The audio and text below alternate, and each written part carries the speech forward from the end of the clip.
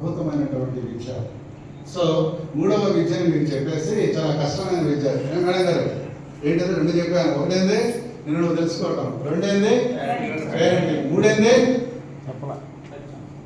నీకు నువ్వు అర్థం కావు, ఆయనకి నువ్వు అర్థం కావు, ఆయన నీకు అర్థం కాదు, నీకు ఆయన అర్థం కాదు. అవునా? ఏంటిది ఎక్కడ దొరుకుతుంది? మీకు ఆయన మీరు అర్థమయ్యారా?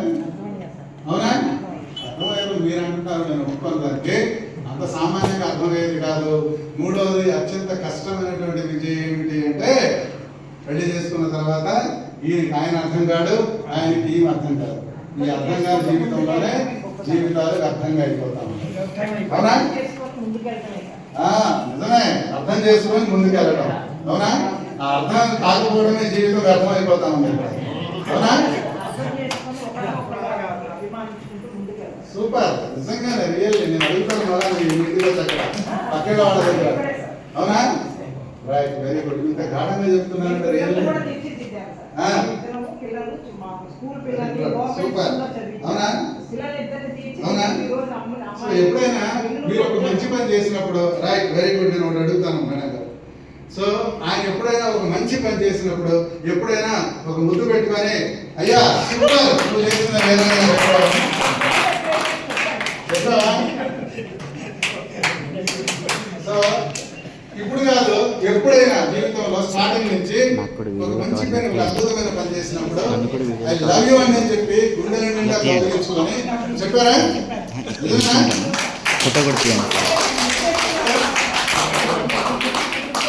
సూపర్, నేర్చుకున్నారా మీరంతా?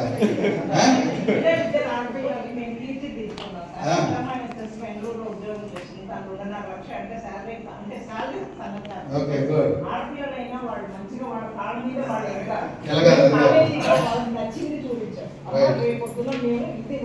సూపర్.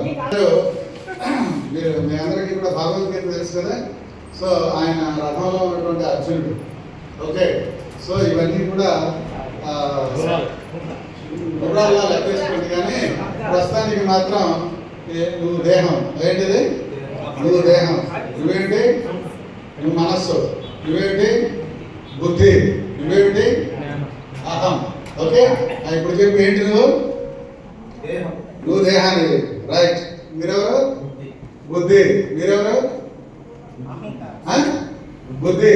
మీరెవరు? అహం. ఈ నాలుగు ఎక్కడున్నాయి? ఈ నాలుగు ఎక్కడున్నాయి?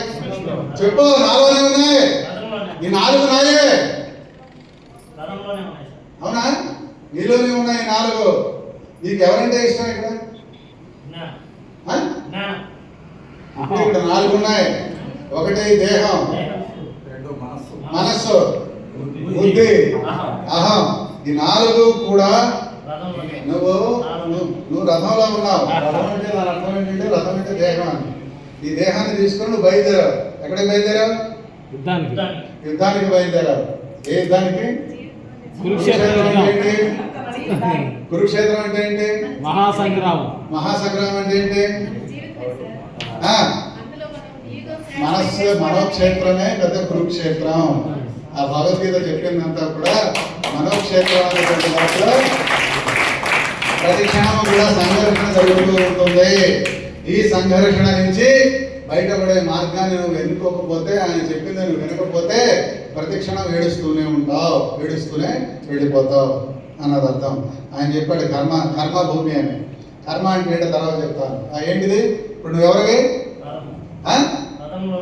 రథం. నేను దేహాన్ని. దీని అబ్బా జీవితం అంతా దేహంతోనే సరిపోయారు. సో ఏదైనా చిన్న మెరిస్తే వెంటనే రద్దు చేసుకుంటాం. అవునా? ఈ చొక్కా బాగాలేదు ఎవడన్నా అన్నాడు అనుకో, వెంటనే దాన్ని మార్చేసి కొత్త చొక్కా వేసుకుంటాం.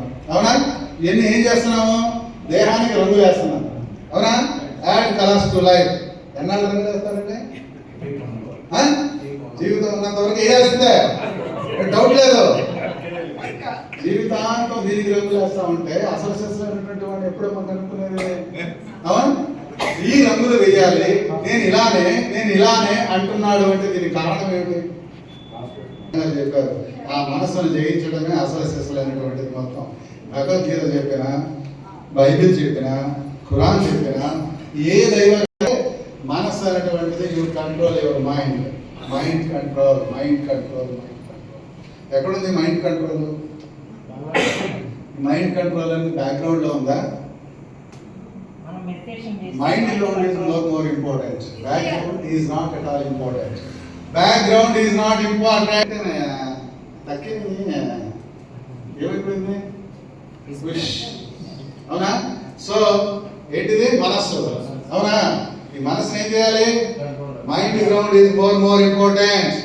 ఎస్, వాళ్ళు 10 మంది నువ్వు చేతగానడివి, నువ్వు పనికి మానడివి, నువ్వేం సాధించలేవు అన్నా కూడా నేను సాధించగలను అనేటువంటి బిల్డప్ రావాలి. ఈ బిల్డప్ రావాలి. బుద్ధి ఏమైంది? బుద్ధి ఆయనలో రథం వేసుకొని ఒక గొప్ప జీవితాన్ని సాధిద్దామని బయలుదేరినటువంటి వాడు ఏమయ్యాడు? బుద్ధి గడ్డి. అవునా? సో బుద్ధిని ఎట్టి పరిస్థితుల్లో కూడా సుభిక్షంగా చేయవలసిన అవసరం ఎంతైనా ఉన్నది అనేటువంటి విషయం మర్చిపోకూడదు. నిన్ను పైకేసి తొక్కినా కిందేసి తొక్కినా కూడా ఆ బుద్ధిదే చాలా చాలా ప్రధానమైనటువంటి పాత్ర. అవునా? సరే, ఈ బుద్ధి ఏదో తీసుకుంది. అవునా? ఈ బుద్ధి కాదురా, చేయకూడదురా, తాకూడదురా, అరే అరే మనసు వద్దురా అంటు ఈడ ఒక్క పడక ఏమి అడిగినాం. అది కాదురా, అట్లా కాదు, మనం ముందు దీక్ష తీసుకున్నాం కదా, వద్దనుకున్నాం కదా, అరే లోకం ఎలా ఉందా? అరే ఎంజాయ్ ద లైఫ్. ఎన్లైటన్మెంట్ అన్నారు కదా, ఎన్లైటన్మెంట్ తీసి పక్కదే. అరే ఈ క్షణం రా, ఎంజాయ్ రా, లైఫ్ అంటే ఎంజాయ్ రా. అవునా? ఎప్పుడంటే తాగడం అవునా? ఈ 4 ఎక్కడున్నాయి? 4 కూడా ఆయనలోనే ఉన్నాయి. అవునా?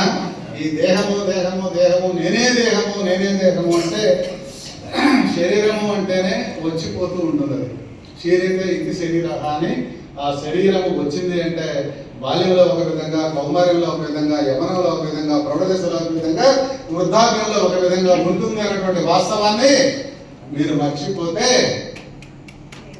అసలు శిశులైనటువంటి అక్కడికి వెళ్ళాలి.